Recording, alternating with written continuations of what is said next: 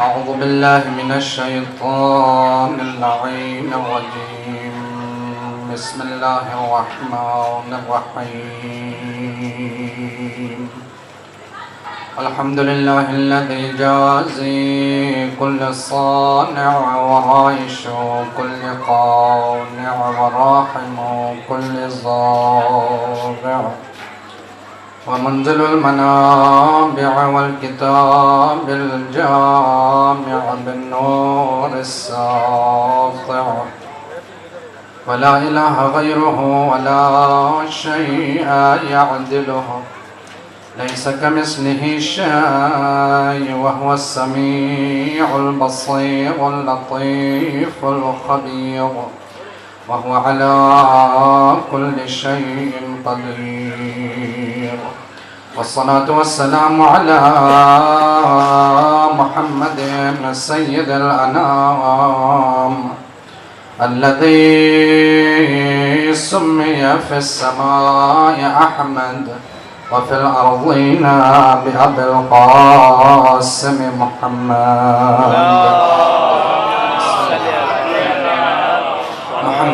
وآل محمد وعلى آل بيته الطيبين الطاهرين المعصومين المظلومين الغر الميامين ولعنة الله على أعدائهم أجمعين.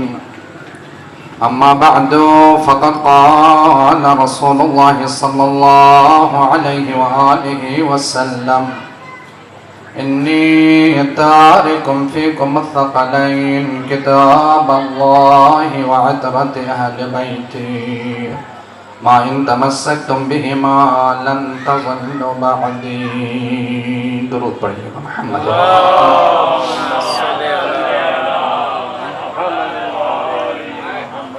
رب کریم ہماری اس قلیل عبادت کو اپنے بارگاہ میں قبول و منظور فرمائیں. حاضرین ناظرین سامعین کے تمام حوائج شرعیہ کو پورا فرما. میرے مالک تجھے واسطہ ہے محمد و آل محمد کا ہماری اس پرسداری کو اس عزاداری کو جناب سیدہ کائنات اور امام زمان عجل اللہ فرجہ الشریف کے بارگاہ میں قبول و منظور فرما. میرے مالک تجھے واسطہ ہے محمد و آل محمد کا جتنے مومنین و مومنات اس فرش اعضا پہ تشریف فرما ہیں تمام مومنین و مومنات کے حوائج شرعیہ کو پورا فرما. میرے مالک تجھے واسطہ ہے محمد و آل محمد کا بانیان مجلس اعضا کی توفیقات خیر میں اضافہ فرما. میرے مالک تجھے واسطہ ہے محمد و آل محمد کا ہم سب کو حقیقی آزادار امام حسین علیہ السلام میں شمار فرما. میرے مالک تجھے واسطہ ہے محمد و آل محمد کا دشمنان اسلام اور دشمنان دین حقہ کو نیست و نابود فرما. میرے مالک تجھے واسطہ ہے محمد و آل محمد کا مسلمانوں کو آپس میں اتحاد اور اتفاق کے ساتھ زندگی بسر کرنے کی توفیق عنایت فرما. دشمنوں کے سازشوں سے آگاہ ہو کر اپنے دینی اقدار کو آگے بڑھانے کی توفیق عنایت فرما. میرے مالک تجھے واسطہ ہے محمد و آل محمد کا زمانے کے امام کو ہم سے راضی و خوشنود فرما. میرے مالک تجھے واسطہ ہے محمد و آل محمد کا حاضرین ناظرین سامعین بالخصوص بانیان فرش اعضا کی مرحومین کی مغفرت فرما. میرے مالک تجھے واسطہ ہے محمد و آل محمد کا جو مریض ہے علیل اسپتالوں میں داخل ہے اس وبا میں مبتلا ہے میرے مالک بحق بیمار کربلا ان تمام مریضوں کو شفائی عاجلہ و کاملہ عنایت فرما. قبولیت دعا کے لیے مل کے بلند ترین صلوات.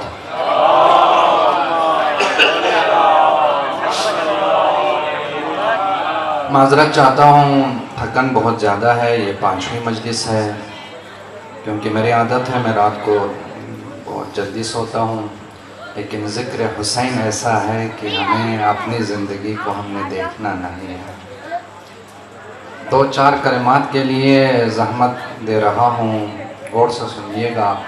اس مجلس حسین کی برکت ہے کہ اس فرش پہ بیٹھنے والے عزادار کو بہت ساری قرآن کی آیتیں اور معصوم کے حدیثیں اصدر ہیں. ادھر خطیب نے حدیث شروع کی عزادار اس کو تلاوت کرنا شروع کر دیتے ہیں اور ہمارے چھوٹے بچوں کو بھی ان حدیث کی ترجمے بھی یاد ہیں. یہ اسی فرش حسین مدرسہ حسینی کے طفیل سے ورنہ قرآن کہتا ہے کہ واللہ اخرجکم من بطون امہاتکم لا تعلمون شیئا. انسان تو کس بات پہ اکڑتا ہے؟ تو اپنے وجود کی طرف ذرا دیکھ. جب اللہ نے تجھے اپنے ماؤں کے شکم سے باہر لایا ہے تو تم کچھ بھی نہیں جانتے تھے. اور جو لفظ پہلے ہمارے ماؤں نے ہمیں سکھایا ہے وہ ذکر حسین ہے. یہ علم اللہم صلی علی محمد. یہ علم ہمیں کسی مدرسے سے ہم نے حاصل نہیں کیا ہے. ایک مدرسہ ہے، اس مدرسے کا نام مدرسہ حسین ہے. اسی لیے عزیزوں یاد رکھیے گا، 61 ہجری کو ذہن میں نہ رکھیے گا، کربلا آج بھی ہے. کسی شاعر نے بہت خوب کہا تھا، حق و باطل میں وہی معرکہ عہد قدیم، گرم دنیا میں بانداز جدید آج بھی ہے. فرق بس یہ ہے نہیں عزم حسینی، ورنہ کربلا آج بھی ہے، فوج یزید آج بھی ہے. تو عزیزو یہ نہیں سمجھنا کہ آپ 1442 ہجری میں ہے، وہ تو جو 1400 سال پہلے کربلا ہوئی تھی نا. حق اور باطل کا معرکہ ہمیشہ جاری رہے گا. تو عزیزو یاد رکھیے گا، جس حدیث شریف کو میں نے تلاوت کرنے کا شرف حاصل کیا ہے، تمام عالم اسلام کی معتبر کتابوں میں موجود ہے. کچھ الفاظ کے اختلاف کے ساتھ، کہیں انی تارکم فیکم الثقلین کتاب اللہ و عطرتی ہے، تو کہیں انی تارکم فیکم الثقلین کتاب اللہ و سنتی ہے. یاد رکھیے گا عزیزو، اگر وقت رہے تو اس کے اوپر میں کچھ وضاحت آپ کے سامنے پیش کروں گا. لیکن جس عنوان کو آج میں نے اپنے عزادار کو سنانا ہے، وہ عنوان سنیے گا اور اس طالب علم کو دعا دیجیے گا. حدیث میں 2 لفظ آیا ہے، انی تارکم فیکم الثقلین، میں تمہارے درمیان 2 گران قدر چیزیں چھوڑے جا رہا ہوں.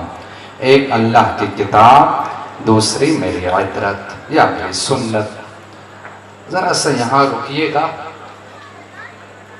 فکری ایک جملہ آپ کی سماعتوں کی ہدیہ کرنے جا رہا ہوں، اس کو غور سے سمجھیے گا. دنیا کی کوئی کتاب آپ اٹھا لیجئے گا، کسی بھی زبان میں ہو،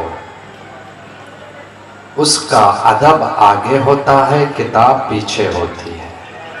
غور سے سنیے گا، سمجھیے گا اور فکر کیجئے گا، کیونکہ فرش حسین پہ آئے ہو تو رزق عبادت لے کے اٹھنا ہے آپ نے یہاں سے. دنیا کی کسی بھی زبان میں کوئی بھی کتاب ہو، آپ اس کو کھولیے گا تو اس کا دستور یہی ہے کہ ادب آگے ہوتا ہے، کتاب پیچھے ہوتی ہے. ایک اکلوتی کتاب ہے قرآن. عزیزو یاد رکھیے گا، جس میں قرآن آگے ہے، ادب اس کے پیچھے ہے. اللہ صلی علی محمد. قرآن آگے ہے، ادب اس کے پیچھے ہے. مثلا اگر آپ نے جان قرآن کو بیان کرنا ہو تو عربی لغت کی طرف آپ نہیں جائیں گے. اگر عربی لغت کی جان بیان کرنا ہو قرآن کی طرف آئیں گے.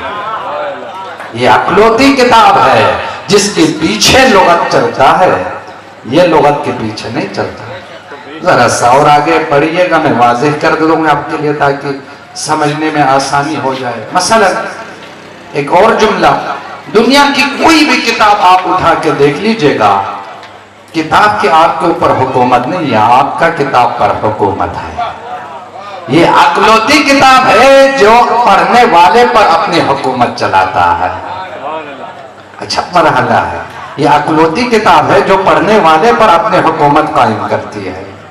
سنیے گا، واضح کیجئے گا. دیکھیے مثلا میں نے قرآن پڑھنے کے لیے ہاتھ بڑھایا، آواز آئی کہ پاک ہو کہ نہیں. اللہ اکبر. اب میں تقریر نہیں کر رہا ہوں، قرآن سنا رہا ہوں. جیسے ہی میں نے قرآن کو پڑھنے کے لیے ہاتھ آگے بڑھایا، آواز دی قرآن میں پاک ہو کہ نہیں، طاہر ہو کہ نہیں. میں نے وضو کیا، پاک ہوا. پھر میں نے قرآن کو پڑھا پڑھنے کے لیے. قرآن نے کہا قبلہ رخ ہے یا نہیں. اللہ حکومت دیکھیے قرآن کی آپ کے اوپر، حکومت دیکھیے. قرآن نے کہا قبلہ رخ ہے کہ نہیں. میں قبرہ رخ ہوا اور پھر میں نے پڑھنا شروع کیا. میں نے زور زور سے پڑھا. قرآن کا ٹھہر ٹھہر کے پڑھو. وَرَتِّلِ الْقُرْآنَ تَرْتِيلًا. یہ تمہاری بازاری اور تمہاری گھر کی گفتگو نہیں ہے، قرآن ہے، میری کتاب ہے، میری کلمات ہے. اسے ٹھہر کے پڑھو، ترتیل سے پڑھو. میں نے آہستہ سے ٹھہر کے پڑھنا شروع کر دیا. قرآن نے کہا رک جاؤ. اللہ اکبر. دیکھیے گا، قرآن نے کہا رک جاؤ. میں رکا. قرآن نے کہا پھر پڑھو. میں نے پھر پڑھنا شروع کر دیا. جو تجوید جانتا ہے نا وہ یہ بات بالکل جو ہے آسانی سے سمجھیں گے، کیونکہ یہاں برادران کی جو ہے تعداد ہے تو ان کو سمجھنے میں آسانی ہو جائے گی جو تجوید سے واقف ہے. میں نے قرآن کو پڑھا. قرآن نے کہا رک جاؤ. میں نے قرآن سے پوچھا کتنے رکنا ہے؟ کہا ایک سانس کے لیے سانس روکو پھر آگے بڑھو. میں نے سانس روکا، پھر میں نے پڑھنا شروع کر دیا. قرآن کا پھر رک جاؤ لیکن اب سانس ٹوٹنے مت دینا. اللہ اکبر. حکومت دیکھیے قرآن کے پڑھنے والے پر. یاد رکھو عزیزو، صرف قرآن کی آپ کے اوپر حکومت نہیں ہے، آپ کی سانسوں پر بھی حکومت ہے. حکومت دیکھیے قرآن کی آپ نے. میں نے قرآن پڑھنا شروع کر دیا. قرآن کا پہلا سورہ، پہلی جو ہے آیت، پہلا سطر سنیے گا عزیزو. کہ دنیا کی کسی بھی زبان میں آپ 3 لفظ ان کو دے دیجئے گا، الف لام میم. اردو پڑھنے والے ہو، انگلش پڑھنے والے ہو، عربی جو ہے دوسرے جو ہے زبانوں کے مالک ہو، دوسرے زبان پڑھنے والے ہو، ان کو آپ 3 لفظ لکھ کے دیجئے گا. الف لام میم. کیا پڑھیں گے وہ لوگ؟ علم نا، یہی پڑھیں گے علم. میں نے پڑھنا شروع کر دیا. قرآن نے کہا یہ تمہارا علم الف لام میم نہیں ہے، یہ میرا ہے. 4 الف کے برابر کھینچ کے پڑھو. الف لام میم. میں نے کھینچ کے پڑھا. اب یہی قرآن ہے، یہی قرآن ہے. یہ پہلا پارہ ہے. میں 30ویں پارے میں پہنچا، وہاں بھی میں نے یہی لفظ دیکھا. یہاں الگ پڑھوایا، وہاں میں نے الگ پڑھنے کی کوشش کی. اللہ نے کہا نہ، یہاں ملا کے پڑھنا ہے. علم نشرح. اللہ اکبر. حکومت دیکھیے قرآن کی ہمارے اوپر کہ کہا یہ میری کتاب ہے، یہ میری جو ہے الفاظ ہے، ان پر میری حکومت ہے. یہ تمہارے اوپر حکومت کرے گی، تمہارے حکومت قرآن پر نہیں چلے گا. اللہ. اچھا مرحلہ ہے.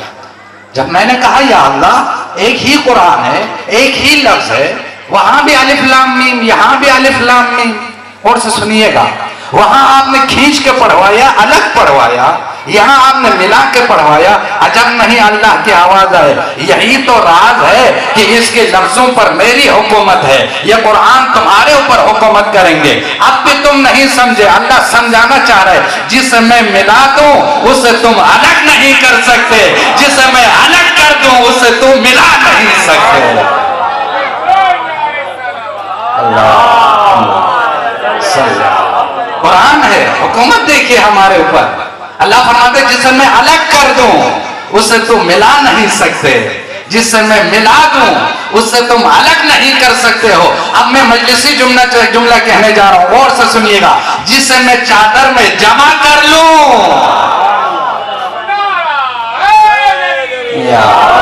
جسے میں چادر میں جمع کر لوں تو اسے الگ نہیں کر سکتے. جسے میں چادر سے باہر رکھ دوں اسے چادر میں لا نہیں سکتے. درود پڑھیے گا محمد عالم. قرآن ہے، حکومت دیکھیے پڑھنے والے کے اوپر. اللہ اکبر. کتنی آیتیں ہیں عزیزو. اگر میں قرآن کی فضیلت شروع کروں نا، رات گزر جائے گی ایک سورہ اور ایک آیت، ایک لفظ کا میں ترجمہ نہیں کر پاؤں. اب آئیے گا قرآن کیا ہے عزیز، اور سے سنیے گا یہ جملہ سنیے گا اور اس طالب علم کو دعا دیجیے گا. قرآن ورثہ ہے. اللہ اکبر. اب جملہ کہہ دوں آپ کو، قرآن ورثہ ہے. جب ورثہ اتنا عظیم ہے تو وارث کتنا عظیم ہوگا. اللہ کا ورثہ ہے قرآن. تو جب ورثہ اتنا عظیم ہے، جس کی حکومت ہماری سانسوں پر ہے، تو وارث کتنا عظیم ہوگا.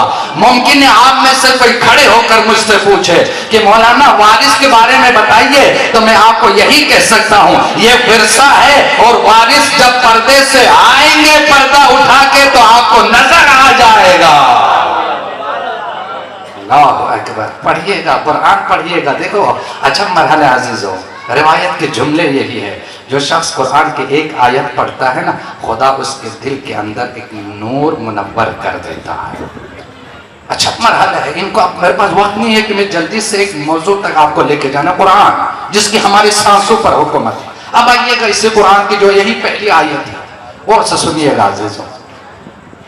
دنیا کی کسی بھی مترجم کی آپ قرآن اٹھا کے دیکھیے گا, حنفی, مالکی, شافعی, حنبلی, شیعہ, جتنے فرق اسلامی کے مترجم, ان کی کتاب آپ قرآن اٹھائیے, اٹھانے کے بعد آپ اس کے ترجمہ دیکھیے. الف لام میم, نیچے ترجمہ بھی یہی لکھا ہوگا. اللہ اکبر, سنیے گا ترجمہ بھی یہی لکھا ہوگا. میں نے کہا اتنے 30 پارے ہیں, اتنی آیتوں کے آپ نے 6000 سے اوپر آیتوں کے آپ نے ترجمہ کیا ہے, یہاں ترجمہ کیوں نہیں کر سکے؟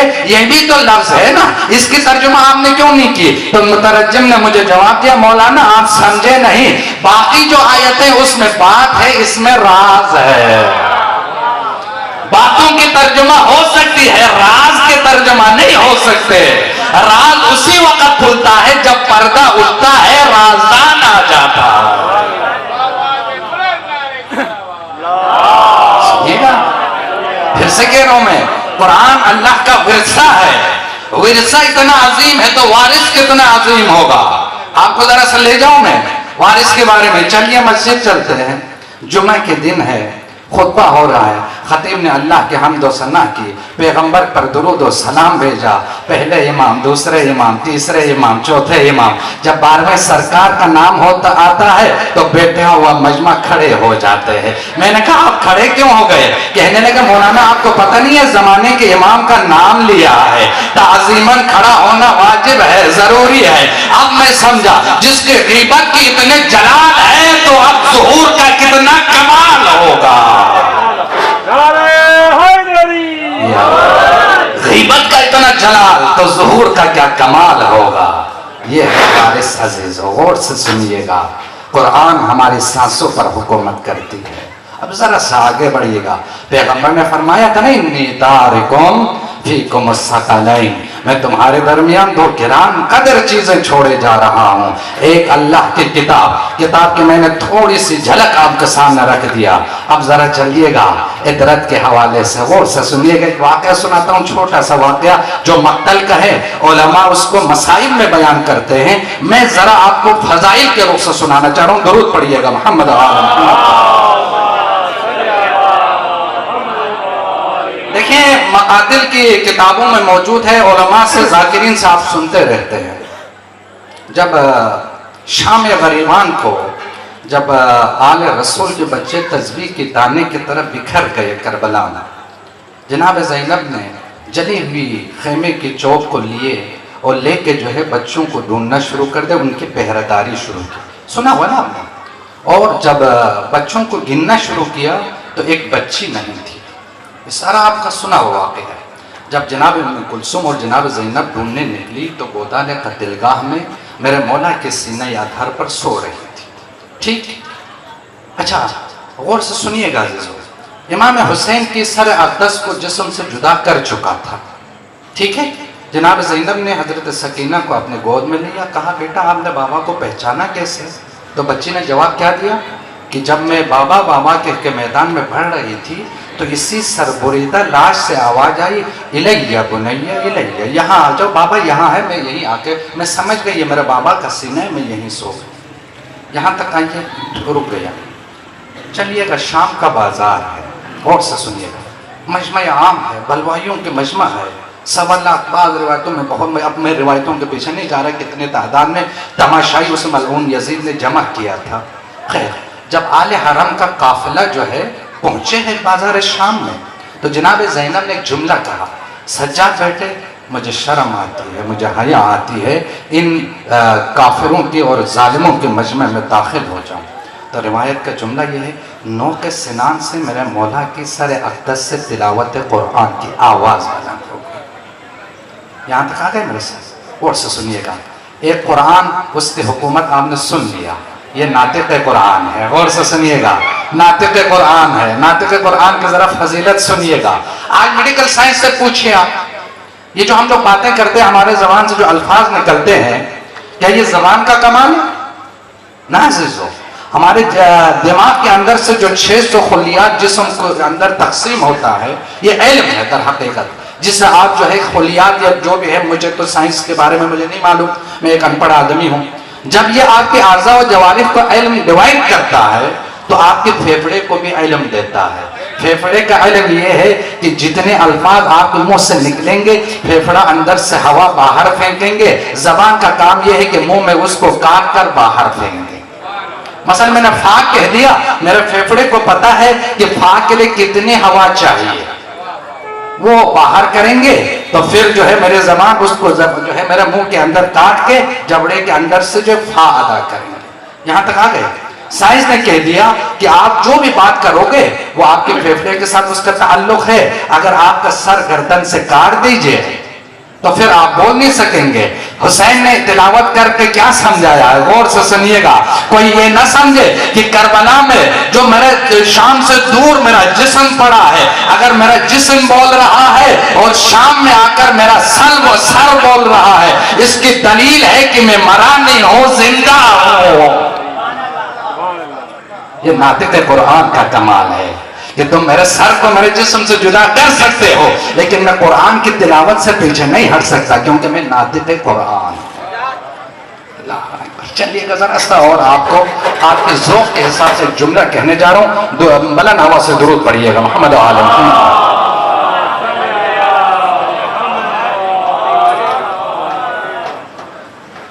مجمع کو دیکھ کر درود کی آواز اتنی دھیمی نہیں ہونا چاہیے. صلی علی محمد. اب آپ کی جو ہے اس آواز کے انداز پر ایک جملہ سنا دیتا ہوں اور اپنے لوح دل پہ لکھ کے لے جائیے گا. آج کی اس مجلس میں یہ تحفہ ہے، میرے طرف سے یاد کر کے جائیے گا کہ آپ کس عبادت میں بیٹھے ہو. واقعہ سنا دو آپ کو، غور سے سنیے گا. نبی مکرم کی حدیث ہے، رحمت دو عالم فرماتے ہیں جب اللہ نے مجھے دعوت دی عرش پر، شب معراج میں جبریل کے ساتھ سیر پہ جانے لگا. پہلے آسمان، دوسرے آسمان، تیسرے آسمان، چوتھے، پانچویں، چھٹے آسمان پہ پہنچے. فرشتے میرے زیارت کو جوک پر جوک آ رہے تھے. ہمارے درمیان میں کچھ لوگ ایسے ہوتے ہیں بالکل ڈل ٹائپ کا، مجلس ختم ہو جاتی ہے تب ان کو پہنچ جاتے ہیں، چاہے وہ پڑھنے والے ہو چاہے سننے والے ہو. کیونکہ میں مجمع کے جو ہے مزاج کو نہیں دیکھتا ہوں، جو ممبر کا تقاضا ہے وہی سناتا ہوں. کئی ایسے ہمارے نوحخان ہیں صرف اپنی باری پہ آتے ہیں، مولوی کو نہیں سنتے. بھئی مولوی آپ کے خلاف کچھ نہیں بول رہا، مولوی بھی ذکر حسین کر رہا ہے، آپ بھی ذکر حسین کر رہے ہو. اس فرش سے آپ نے بھی رزق عبادت لینا ہے، میں نے بھی لینا ہے. آپ ٹائم پہ آ جائیے کیونکہ حسین آپ کے انتظار نہیں کر رہا، آپ کو حسین کے انتظار کرنا ہے. غور سے سنیے گا. ہماری مجبوری ہے کہ ہم حسین کو چن لیں. اب ایک اور جملہ آپ کے سماعتوں کے لیے نظر کر کے آگے بڑھو. کربلا وہی جاتا ہے. غور سے سنیے گا، اس جملے کو سمجھ کے جائیے گا. ہماری مجبوری ہے کہ ہم حسین کو چنیں. حالات حاضرہ آپ کے ذہن میں ہے نا، اب اس کے اوپر میں زیادہ آگے نہیں بولوں گا. ہماری مجبوری ہے، ہر کسی کی مجبوری ہے حسین کو چنیں. اگر حسین کو نہیں چنیں گے تو یزید کو چننا پڑے گا. یزید کی حالت تو آپ کو معلوم ہے. حسین کو چننا ہماری مجبوری ہے. اب اگلا فقرہ سنیے گا. کربلا وہی جاتا ہے جس سے حسین چن لے. کربلا وہی جاتا ہے جس سے حسین چن لے. واقعہ سنا دو آپ کو. اب دیکھیں بات کہاں سے کہاں نکلتی ہے.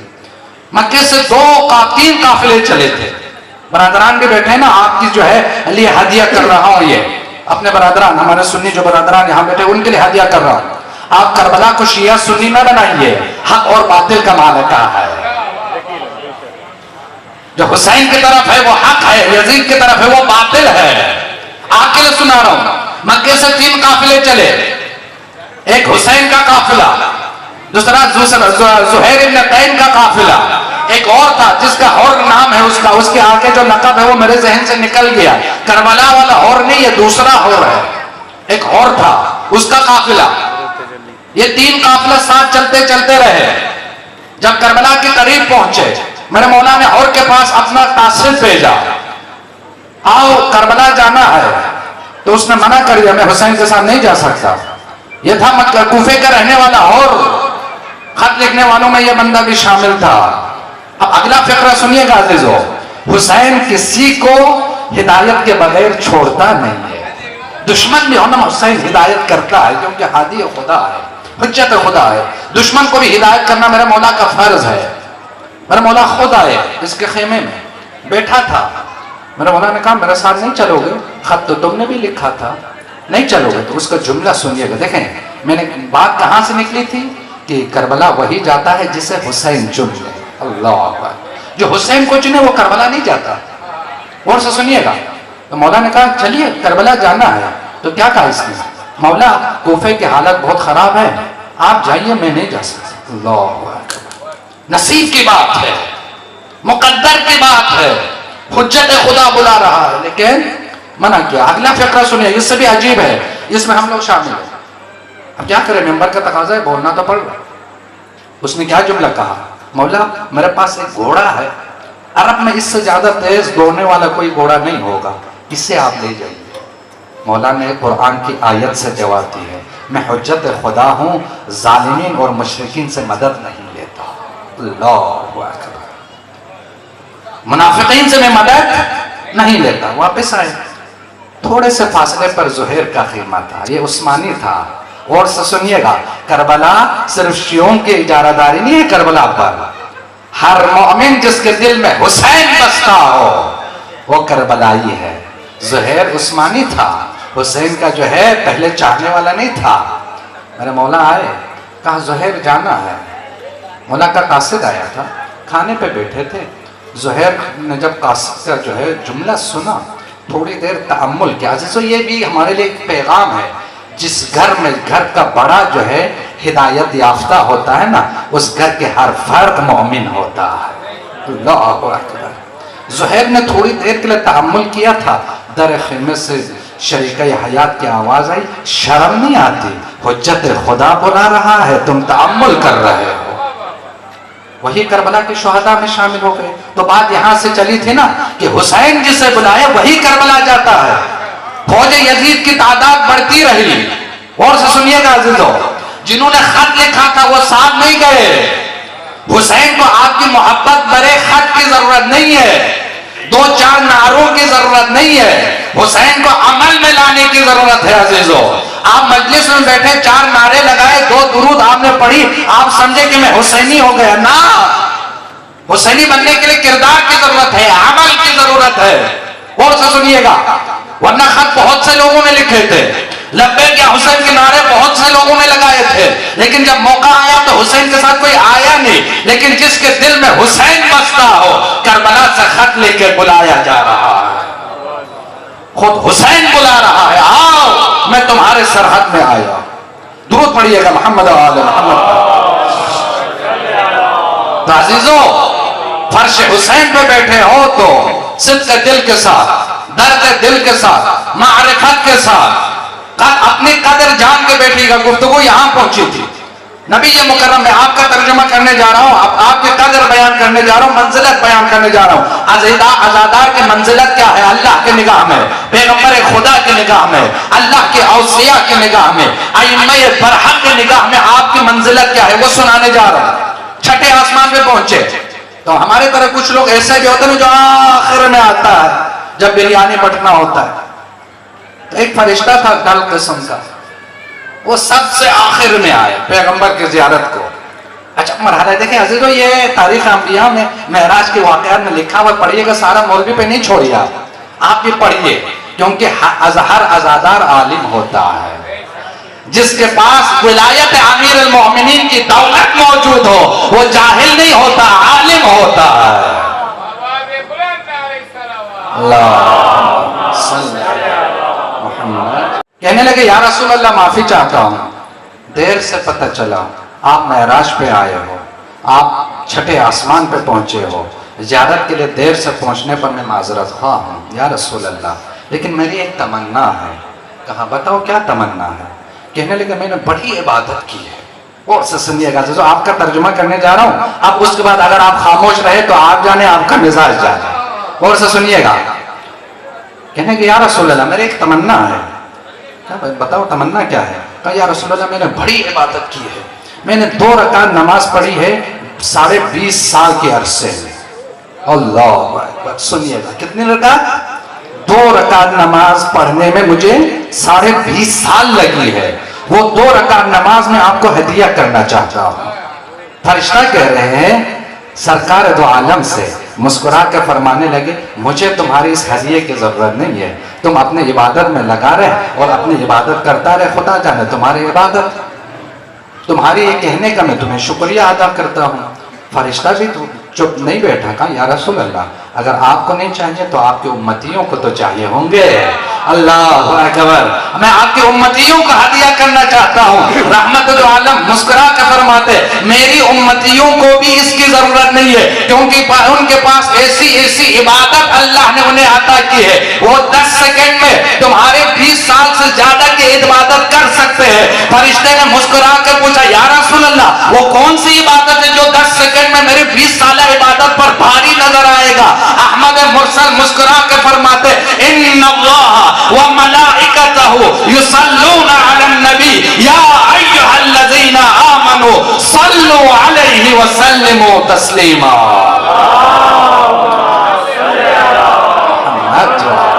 پیغمبر فرماتے کیا سمجھے ہو تم نے میرے امتیوں کو؟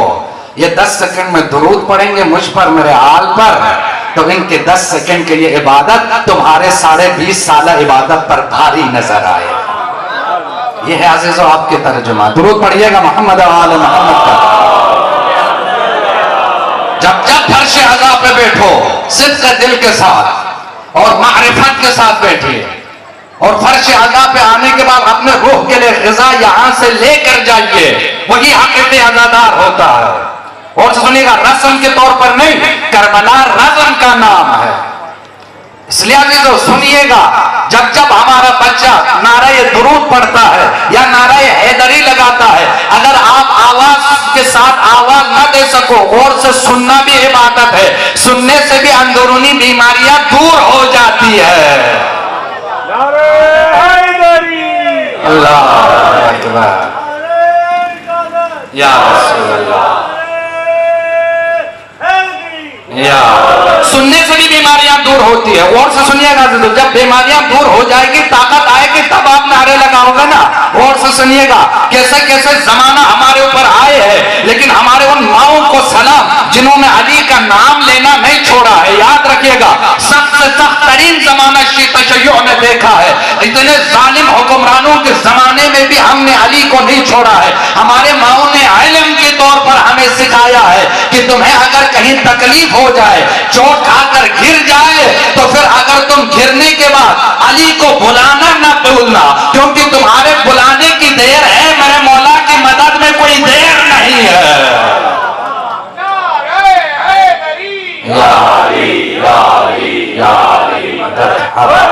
یہ ہے عطرت جو گران قدر چیز اللہ کے رسول دے رہا ہے نا. یہ عطرت سنیے گا.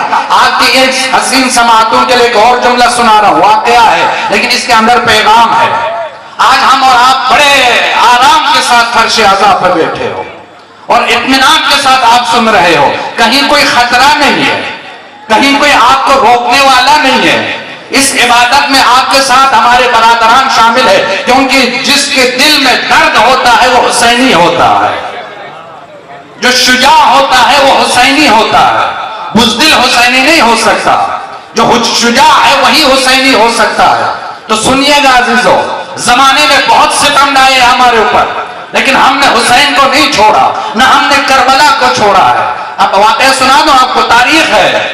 جب آپ کو زیارت پہ جانا ہوتا تھا تو آپ اپنے ہاتھ کٹوا کے جانے پڑتے تھے. آج آپ کے لیے ایسا کوئی مرحلہ ہے؟ ہاتھ کٹواؤ پھر زیارت پہ چلے جاؤ. اگر گھر کے 3 بندوں نے زیارت پہ جانا ہے ایک کے قربانی دے دو, 2 چلے جاؤ. ایسے زمانہ بھی ہم نے دیکھا ہے پھر بھی ہم نے حسین کا ذکر نہیں چھوڑا.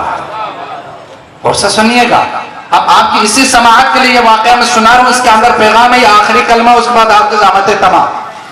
کوفے میں ایک خاتون رہتی تھی. دیکھیں اپنے ماؤں کو سلام کیجئے گا عزیزو, جنہوں نے آپ کو عزادار بنایا ہے, جنہوں نے آپ کو کربلائی بنایا ہے, جنہوں نے آپ کو اپنے گود سے علی مدد کہنا سکھایا ہے, ان کو سلام کیجئے گا. ایک خاتون کوفے میں رہتی تھی جس کا نام حرہ ہے. کیا نام ہے؟ یاد کر کے جائیے گا, حرہ ان کا نام ہے. اور اس کا پیشہ کیا ہے؟ آپ اگر آج کل کے زبان میں کہیں تو یہ تھی ٹیچر، معلمہ، ٹیچ کرتی تھی لوگوں کو۔ اب اس کا جو ہے انداز تعلیم عجب ہے عزیزو، اس کے انداز تعلیم ہمیں اپنے اندر پیدا کرنا پڑے گا۔ یہ معلمہ تھی، لیکن اس کی کام کیا تھی؟ معلمہ تعلیم کیسے دیتی تھی وہ سنیے گا۔ میں نے پہلے کہا تھا ہم بڑے آرام سے زندگی بسر کرتے ہیں، اور اس خاتون کی دور حجاج ابن یوسف ملعون کا دور ہے۔ اس کے بارے میں آپ کو ایک جملہ کہتا ہوں، آپ سمجھ جاؤ گے۔ اتنا ظالم بادشاہ تھا، اس کی جو جنرل جو بڑے بڑے ظلم ہے اس کے بارے میں ذکر نہیں کر رہا ہوں، یہ خود کہتا ہے کہ اس کے سب سے چھوٹے ظلم کیا پتہ ہے؟ جب تک 7 کٹے ہوئے آل محمد کے محبوں کے سر اس کے سامنے نہیں ہوتے تھے یہ ناشتے پہ نہیں بیٹھتا تھا۔ ایسا ظالم انسان، ظالم اور جابر انسان، 7 سر کٹے ہوئے جب تک تازہ اس کے سامنے رکھے نہیں جاتے تھے یہ ناشتے پہ نہیں بیٹھتا تھا، اتنا ظالم۔ اس کے دور کا واقعہ یہ ہررہ، یہ کیا کرتی تھی؟ پیغمبر کے احادیث کو لکھتی تھی، اور اس کے بعد کوفے میں جا کے گھر گھر کے دروازے پہ یہ نوک کرتی تھی، بجاتی تھی، اور جب گھر کے اندر سے جب گھر کے مالکان یا خاتون باہر آتی تھی تو یہ حدیث ان کے سامنے رکھتی تھی۔ میں نے علم کے حوالے سے پیغمبر سے یہ حدیث سنا ہے کہ میں شہر علم ہوں، دروازہ کون؟ اللہ، میں شہر علم ہوں، دروازہ کون؟ تو وہ جو اندر سے باہر آنے والی خاتون ہے نا، وہ کہتی تھی کہ پیغمبر کی حدیث یہ ہمیں یاد ہے، پیغمبر نے فرمایا تھا کہ میں شہر علم ہوں، علی اس کا دروازہ ہے۔ یہ خاتون روک کے کہتی تھی تجھے تو پتا ہے نا، اپنے شوہروں سے جا کے پوچھ کہیں بھول تو نہیں گئے۔ اللہ اکبر، پیغمبر کے احادیث کو اس طرح یہ لکھتی تھی اور گھر گھر جا کر ٹیچ کرتی تھی، سکھاتی تھی۔ جواسیس نے حجاج بن یوسف کے سامنے شکایت لے گیا، شکایت آ گئی۔ اب دیکھیں یہاں اب پھر پیغام دے رہا ہوں میں آپ کو، غور سے سنیے گا۔ جب اس کے پاس شکایت پہنچے نا، جواسیس نے شکایت کی حجاج بن یوسف کو، پولیس بھیج دیا اس کو پکڑنے کے لیے، گرفتاری کے لیے۔ ہررہ کے گھر پولیس آ گئی، کہا کہ تمہیں بادشاہ نے بلایا ہے۔ اب یہاں جو پیغام ہے، جس طرح خاموشی سے آپ سن رہے ہو، خاموشی کے ساتھ اپنے دل میں اتار کے جائیے گا۔ پولیس جیسے ہی اس کے گھر آ گئی نا ہررہ کی، کہا تجھے بادشاہ نے بلایا ہے، تو اس خاتون کی جرأت کو سلام کیجیے گا، اور سے سنیے گا۔ اس خاتون نے کہا تم جاؤ، میں آ جاتی ہوں۔ اب بھی آپ نہیں سمجھا، خاتون نے کہا تم جاؤ، میں آ جاتی ہوں۔ پولیس چلی گئی، اس کو پتا تھا کہ یہ علی والی ہے، جھوٹ نہیں بولے گی۔ یا پولیس کو پتا تھا، اللہ صلی علی محمد، پولیس والوں کو یقین تھا کہ یہ علی والی ہے، جھوٹ نہیں بولے گی، آ جائے۔ پولیس چلی گئی۔ اب اس کی تیاری سنیے گا، یہ ہررہ کیسے تیار ہوتی ہے۔ اپنے گھر میں آ گئی، غسل لیا، اس کے بعد اپنے ہاتھوں سے اپنے جسم پر کفن ڈال دیا، کفن پہن لی، اس کے بعد اس کے اوپر کافور ملنا شروع کر دیا۔ اور سے سنیے گا، اور اس کے بعد نتیجے تک جانے کا کام آپ کا ہے۔ کافور ملا جسم پہ۔ اب جب کافور کی خوشبو پورے گھر میں پھیل گئی نا، تو بچوں نے کہا اماں کہاں جا رہی ہو؟ کہا کہ بادشاہ نے بلایا ہے دربار میں جا رہی ہوں۔ تو بچوں نے کہا اماں وہ تو قتل کر دے گی، آپ کو مار دے گی۔ تو جواب سنیے گا اور اس خاتون کے ایمان کو سلام کیجیے گا۔ ہررہ کہتی ہے اب تک جو ولایت علی مجھے ملی تھی تحفے میں، اب قربانی دینے کا وقت آ گیا۔ اللہ، اب قربانی دینے کا وقت آ گیا، میں جا رہی ہوں۔ پہنچی یہ دربار میں، کہیں نہیں رکی، سیدھا آ کے تخت کے سامنے کھڑی ہو گئی۔ حجاج نے کہا میں نے سنا ہے کہ تم کوفے میں علی کے ذکر کرتی ہو، اور سے سنیے گا، تم کوفے میں علی کے ذکر کرتی ہو، لوگوں کو علی کے بارے میں تعلیم دیتی ہو، یہ سچ ہے؟ تو ہررہ کا جواب سنیے گا، جس کے دل میں علی ہوتا ہے نا، وہ کسی جابر سے ڈرتے نہیں ہے۔ اللہ اکبر، جو حسینی ہوتا ہے نا، وہ ظالم کے سامنے جھکتے نہیں ہے، بکتے نہیں ہے۔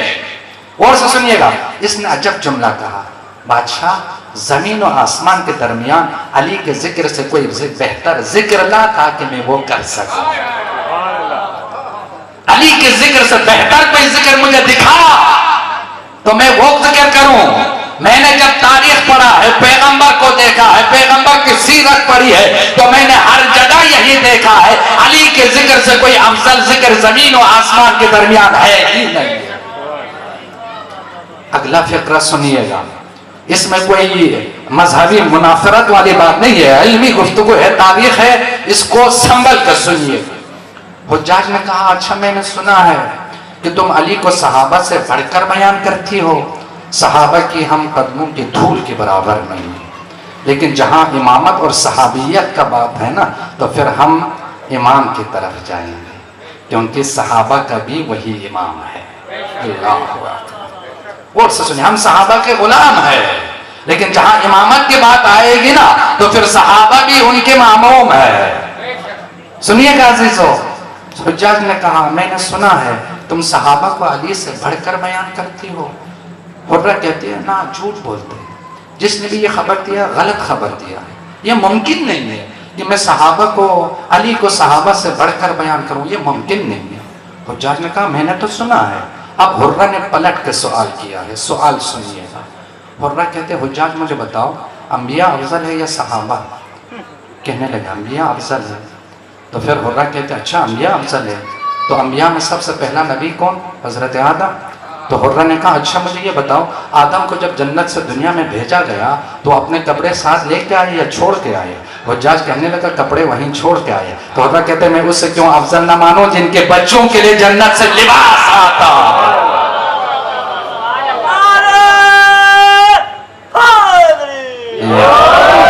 جن کے بچوں کے لیے جنت سے لباس آتا ہو، میں اسے صحابہ کے برابری کبھی نہیں کر سکتی۔ یاد رکھو عزیزو، یاد رکھو، جب فرش حسین پہ بیٹھو نا تو رزق عزاداری کے ساتھ اپنی اصلاح کا رزق بھی یہاں سے لے کے اٹھیے گا، پھر آپ ہم اور آپ حقیقی عزادار کہلائیں گے۔ بس میرے پاس وقت نہیں ہے، ورنہ میں ایک اور رخ آپ کے سامنے رکھنے جا رہا تھا۔ اب آپ کی زحمتوں کو میں نے تمام کرنا ہے، کیونکہ آپ نے نوحہ عبادت بھی انجام دینا ہے۔ اور سے سنیے گا عزیزو، ایک واقعہ ہے، اس واقعے کو سنیے گا اور کوشش کیجیے گا کہ غریب زہرا پر 2 آنسو آپ بہائیں۔ آپ کے آنسو بہانے کے لیے ایک مقدمہ بیان کر رہا ہوں۔ ایسا کریم ہے نا میرے مولا، میں نے ابھی کہا تھا نا کہ حسین جسے بلائے وہ کربلا جاتا ہے، جا بھی سکتا ہے لیکن ضروری نہیں ہے جائے جو حسین کو اپنائے، حسین جسے اپنائے وہ کربلا ضرور جاتا ہے۔ وقت آخر ہے عزیز، زخموں سے چور میرا مولا جب زلجنا سے زمین پر آئے ہیں، 2 شخص آیا ہے۔ دیکھیں میرے مولا کی کرم دیکھیے گا عزیزوں، اور اس کے بعد کوشش کیجیے گا مولا کی اس کرم پر سلام پیش کریں۔ اور سے سنیے گا، 2 شخص آئے، دونوں کا نام، دونوں بھائی تھے، ایک کا نام سعد تھا، دوسرے کا نام اسد تھا، مقاتل کی کتابوں میں موجود ہے۔ خنجر لے کے آئے، میرے مولا کی گردن کو جدا کرنے کی نیت سے۔ جیسے ہی میرے مولا کے قریب آیا، عالم غشی میں تھا، جب میرے مولا نے محسوس کیا کوئی آیا ہے، میرا مولا نے جب آنکھ کھولی تو 2 شخص کو دیکھا چہرے پہ نقاب ڈالا ہوا ہے۔ مولا فرماتا ہے اپنے نقاب ہٹا دیجیے۔ انہوں نے نقاب ہٹایا اور مولا نے کہا کیوں آئے ہو؟ کہا ہم آپ کو قتل کرنے کے ارادے سے آئے ہیں، آپ کے سر اقدس کو جدا کرنے کے ارادے سے آئے۔ میرا مولا فرماتا ہے تم میرے قاتل نہیں ہو سکتے، واپس چلے جاؤ۔ اللہ، واپس چلے جاؤ، تم میرے قاتل نہیں ہو سکتے۔ سعد اور اسد کہنے کہ مولا ہم آپ کو قتل کرنے کے ارادے سے ہی آئے، ہم آپ کو قتل کریں گے۔ مولا فرماتے ہیں میرے نانا نے جو حلیہ بتایا ہے وہ تم میں نہیں ہے، تم میرے قاتل نہیں ہو سکتے۔ اس کے بعد اگلا فقرہ سنیے گا، مولا فرماتے ہیں کہ تم مجھے کیوں قتل کر رہے ہو؟ اتنے زخم میرے جسم پہ لگے ہیں، تھوڑی ہے دیر بعد میں خدا کے پاس جاؤں گا، تو میرے قتل کی جو ہے یہ ذمہ داری اپنے گردن پہ کیوں لے رہے ہو؟ یہ ایک جملہ کہنا، دیکھنا میں نے کہا تھا نا حسین آخری وقت تک اپنے ذمہ داری ادا کرتے رہے، تبلیغ دین کرتے رہے، دین حق اور حق پہنچاتے رہے میرے مولا۔ کہنے لگے تھوڑی دیر میں خود اس دنیا سے رخصت ہو جاؤں گا، تو میرے قتل کی ذمہ داری اپنے گردن پہ کیوں لیتے ہو؟ یہ جملہ کہنا تھا، سامنے والے لرزنے لگے۔ مولا اس عالم میں بھی اتنا کرم، مولا اس عالم میں بھی اتنا کرم، کتنے کریم ہو آپ۔ یہ کہہ کر انہوں نے خنجر کا رخ دشمن کی طرف پھیرا اور ایک جملہ کا مولا گواہی دینا ہم آپ کے خیمے میں آ کے جا رہے ہیں۔ دونوں شہید ہو گئے۔ ایک اور جملہ سنیے گا، اس کے بعد اپنے آپ کو تیار کیجئے گا 2-4 آنسو کے لیے۔ میں زیادہ مصائب پڑھنے کے عادی نہیں ہوں عزیزوں۔ کوفہ شہر ہے، امیر المؤمنین کے خلافت کے ایام ہے، ایک ملعون جس کا نام شمر ہے نا حضرت، کسی جرم میں گرفتار ہو کر زندان میں آیا۔ یہ اپنے زندانبان سے پوچھتے ہیں علی آتے ہیں؟ قیدیوں سے ملنے کے لیے علی آتے ہیں؟ زندانبان نے کہا ہاں میرا مولا ہفتے میں 2-3 دفعہ آتے ہیں۔ یہ ملعون کہتے ہیں اب کے بار اگر علی زندان میں آ جائے تو مجھے بتا دیجئے کہ میں نے علی سے ملنا ہے۔ سنیے گا عزیز، اپنے کو تیار کیجئے گا۔ زندانبان کہتے ہیں کہ ایک دن میرے مولا کے ساتھ حسنین کریمین بھی تھے، تینوں آئے زندان میں داخل ہوئے۔ میں نے مولا کائنات کے قریب جا کر کہا مولا شمر آپ سے ملنا چاہتے ہیں۔ جیسے اس ملعون کا نام سنا نا مولا نے، مولا کے چہرے کا رنگ بدل گیا۔ اللہ اکبر، روایت کے جملے یہی ہے۔ مولا نے فرمایا جاؤ میں آ جاتا ہوں اس کے پاس۔ میں نے مولا اس کے قریب آئے، اس نے کہا مولا میری ایک التجا ہے، زندگی کے آخری ایام میں آزادی سے گزارنا چاہتا ہوں، کیا مجھے معافی مل سکتی ہے؟ امیر المومنین فرماتے تمہارے گناہ اتنے بڑے ہیں کہ تمہیں معافی نہیں مل سکتا۔ علی آگے گزر گئے، حسن علی کے پیچھے ہے۔ میرے مولا کے ابا کو پکڑا، کہا مولا میں نے سنا ہے آپ کے بابا آپ کی کوئی بات ٹالتے نہیں ہیں، آپ سفارش کریں مجھے آزادی مل جائے۔ حسن فرماتے کہ جو میرے بابا نے کہا وہی میرا جواب ہے۔ حسن آگے بڑھے، آخر میں حسین اللہ اکبر۔ اس ملعون نے میرے مولا کے قدم مبارک کو پکڑا اور ایک جملہ کہا مولا تجھے ماں فاطمہ کا واسطہ، اللہ اکبر، کہ میری زندگی کی آخری ایام میں آزادی سے گزارنا چاہتا ہوں، کیا مجھے معافی مل سکتی ہے؟ روایت کے جملے یہ ہے علی و حسن زندان کے باہر کھڑے تھے، حسین آئے، حسین نے کہا بابا ایک سوال کرنا ہے، کیا شمر کو معافی مل سکتی ہے؟ روایت کے جملے یہ علی کی قدم لرزنے لگے، در زندان پہ بیٹھ گئے اور ایک جملہ کہا حسین تو جانتا ہے یہ تمہارا قاتل ہے نا؟ میرا مولا فرماتے ہیں بابا میں کیا کروں، اس نے واسطہ اتنا بڑھا دیا ہے، جو کوئی میری ماں کا واسطہ دے میں اس سے خالی ہاتھ لوٹا دو، مجھے شرم آتی۔ علی فرماتے حسین جب میں تمہیں اجازت دے دیا، میرے مولا واپس زندان میں آئے، زندان سے کہا اس کی زنجیروں کو کھولنا شروع کر دو۔ اب زندان نے زنجیر کھولنا شروع کر دیا۔ میرے مولا فرماتے رک جاؤ، حسین آگے بڑھے، خود اپنے ہاتھوں سے شمر کی زنجیر کھولنا شروع کیا۔ ملعون نے میرے ہاتھوں مولا کے ہاتھوں پہ بوسہ دیا، ایک جملہ کا مولا زندگی بھر آپ کی احسان میں نہیں بھولوں گا۔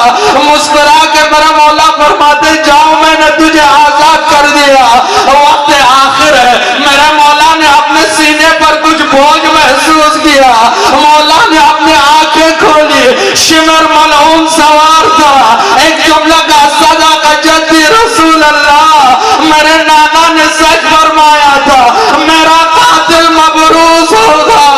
روایت کے جملہ یہ اس ملعون نے میرے مولا کو پلٹایا اور پشتے اللہ اکبر پشتے گردن سے خنجر کی وار کرنے لگے۔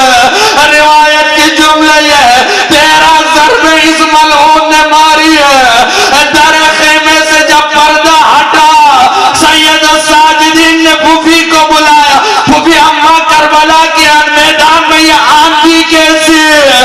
زینب نے سجاد کے شانوں پہ ہاتھ رکھے، جملہ کا بیٹا ذرا وہ رشتوں کے نیزہ پہ دیکھ۔ سجاد نے بابا کے سر کو دیکھا، ایک جملہ کا السلام علیکہ یا ابتا انا للہ و انا الیہ راجعون، رضا بقضاء و تسلیما لامر ماتم حسین۔